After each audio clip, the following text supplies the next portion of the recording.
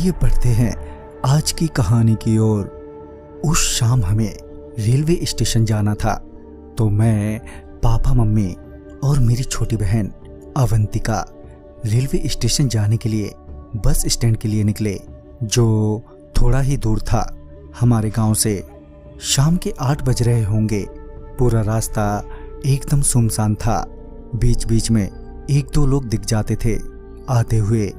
चूंकि पापा ने अवंतिका को गोद में लिया था, तो वो चलते चलते थोड़ा थक गए थे। उन्हें वहीं एक पेड़ के पास नलका दिखा, तो वो बोले, थोड़ा पानी पी लेते हैं फिर चलते हैं। हम लोग नलके के पास पहुंचे और पानी पीने लगे।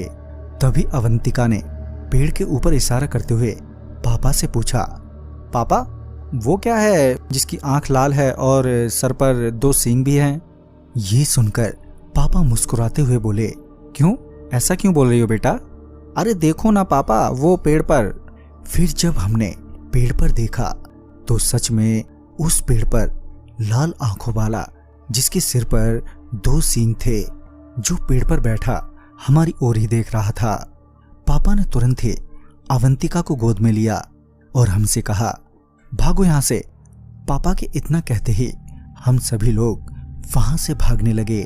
वो शैतान भी हमारे पीछे ही था।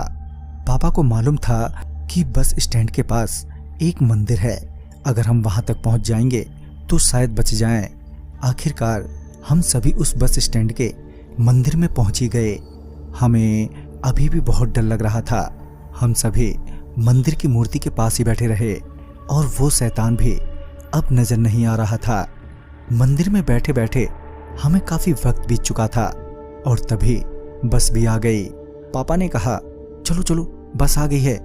बस में बैठने के बाद हमें थोड़ी राहत मिली।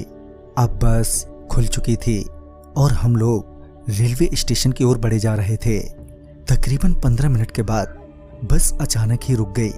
बस वाला बस से नीचे उतरा और बस चेक की और फिर कहा, बस खराब हो गई है, अब बस यहाँ से आगे नहीं जा पाएगी। ये सुनकर हम लोग फिर से परेशान हो गए और सोचने लगे कि अब क्या किया जाए। इसी बीच बस के सभी यात्री एक एक करके बस से उतरकर जाने लगे थे।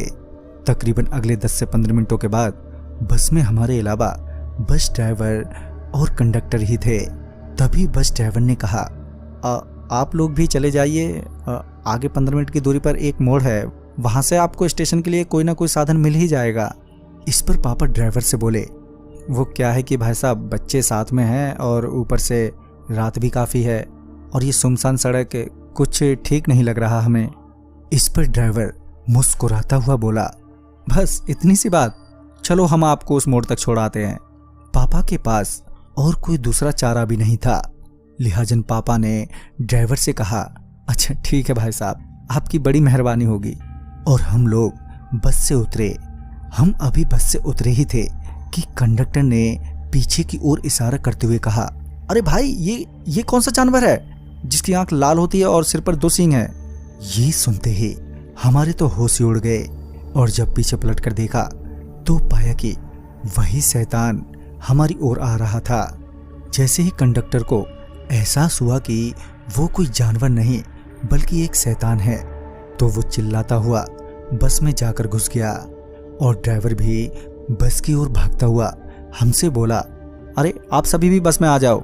जल्दी से हमने भी बिना देरी किए बस में चढ़ गए। हमारे चढ़ते ही बस ड्राइवर ने बस का दरवाजा बंद कर लिया। वो शैतान बस के पास आकर खड़ा हो गया और हम लोगों को घूरने लगा। मगर अच्छी बात तो ये थी कि वो शैतान बस के अंदर नहीं आ रहा था। वो ड्राइवर हम सबसे ज्यादा हिम्मत वाला था। उसने कहा, आप चिंता मत करो, ये बस के अंदर नहीं आ पाएगा। पापा को ये सुनकर राहत तो मिली, मगर उन्हें यकीन नहीं था, तो उन्होंने ड्राइवर से पूछा, मगर क्यों, ऐसा क्या है इस बस में? तो इस पर ड्राइवर ने कहा, वो क्या है कि अक्सर हम बहुत सी ऐसी जगहों से गुजरते हैं जहाँ भूत प्रेत का प्रकोप रहता है। ऐसे में क्या है कि हम लोग सभी यात्रियों की सुरक्षा और अपनी सुरक्षा के लिए पूरी बस को अभिमंत्रित करवाते हैं। ये सुनकर पापा को विश्वास हो गया कि अब सच में वो शैतान अंदर नहीं आ पाएगा। मगर वो शैतान तो अभी भी बस के बाहर ही खड़ा था और हमें अभी भी उतना ही डर लग रहा था। तभी ड्राइवर ने बस के गेट पर खड़े होकर उस शैतान से पूछा, तू हमारे पीछे क्यों पड़ा है? हमने तेरा क्या बिगाड़ा? इस पर वो शैतान बोला, तूने नहीं, उस आदमी ने, जिसने बिना मेरी इजाजत के मेरे नल से पानी पिया है। अब मैं उसे नहीं छोड़ूंगा। ये सुनकर बस ड्राइवर हैरान हो गया और हमारी ओर घूमते हुए हमसे पूछा, भाई साहब क्या ये सच है? फिर पापा ने ड्राइवर को सारी बात बता दी। सारी बात सुनने के बाद ड्राइवर ने फिर शैतान से कहा, चल छोड़ यार, पानी ही तो पिया है इन्होंने, माफ कर दे इन्हें, आगे से ऐसी गलती नहीं करेंगे।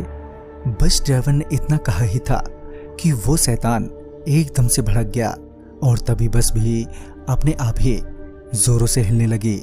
अवंतिका डर की वजह से रोने को हो गई थी। माँ ने किसी तरह उसे संभाले हुए था। तो वहीं बस का ड्राइवर समझ गया कि ये शैतान ऐसे नहीं जाएगा। बस ड्राइवर ने फिर एक बार कोशिश करते हुए उस शैतान से कहा, अच्छा चल तू ही बता, इन्हें उस गलती की क्या सजा देना चाहता है तू? इस पर वो शैतान बोला, मौत की सजा दूंगा मैं तो। आज तक जिसने भी मेरी मर्जी के बिना मेरे नलके से पानी पिया है, मैंने उन सभी को मौत की ही सजा दी है। बस ड्राइवर अब तक समझ चुका था कि ये शैतान नहीं मानने वाला है। हम घंटों तक बस में ही बैठे रहे। रात के 3 बज चुके थे और वो शैतान अभी भी बस के बाहर ही खड़ा था। मगर हम कब तक यूं ही बस में बैठे रहते? उस वक्त हमें किसी भी तरह का कोई रास्ता नहीं सूझ रहा था उस शैतान से पीछा छुड़ाने का। तभी वो शैतान बस ड्राइवर से बोला, तू इन्हें मुझे सौंप दे, नहीं तो मेरे गुस्से का शिकार तू भी हो जाएगा। मेरी तेरे से कोई बैर नहीं है, तू चुपचाप उन्हें यहाँ छोड़कर चला जा, मैं तुझे कुछ नहीं करूँगा। ये सुनने के बाद पापा को ये लगा कि कहीं ड्राइवर इस शैतान की बात न मान ले। बस ड्राइवर ने इस पर उस शैतान को कोई भी जवाब नहीं दिया, जिस वजह से उस शैतान ने गुस्से में एक नाम लिया, मानसी। ये सुनते ही ड्राइवर एकदम से उठकर खड़ा हो गया और हैरानी भरी नजरों से शैतान की ओर देखने लगा। शैतान आगे बोला, तेरी बीवी है ना ये? इस पर ड्राइवर ने कहा, हाँ मेरी बीवी है मगर अब नहीं रहेगी अगर तूने इन सबको मेरे हवाले नहीं किया तो। अब ये पक्का था कि हम लोग नहीं बचने वाले हैं। बस ड्राइवर भी हमारी ओर ही देख रहा था, इस उम्मीद में कि हम खुद ही अपने आप ही बस से उतर जाएं। मगर हम भी तो अपनी जान बचाना चाहते थे, तो ऐसे में हम कैसे बस से उतर जाते? बस ड्राइवर देखते ही देखते रोने लगा। बस ड्राइवर को रोता देख पापा ने अवंतिका को गोद में उठाया और बस ड्राइवर को गेट खोलने को कहा। वहीं माँ रोते हुए पापा को बस से उतरने से मना कर रही थी, मगर पापा नहीं माने और हमें बस से उतरना पड़ा। बस से उतरने के बाद पापा ने अवंतिका को गोद से उतारते हुए उस शैतान के आगे हाथ जोड़े और माफी मांगते हुए कहा, बस मेरे घर वालों को छोड़ दो। अभी वो शैतान पापा की ओर बढ़ा ही था कि अवंतिका एकदम से उस शैतान के सामने आ गई और उस शैतान के पांव को पकड़कर काटने लगी। शैतान उसे ऐसा करते देख एकदम से रुक गया और अवंतिका को हाथ में उठाते हुए पूछा, ये क्या कर रही हो तुम?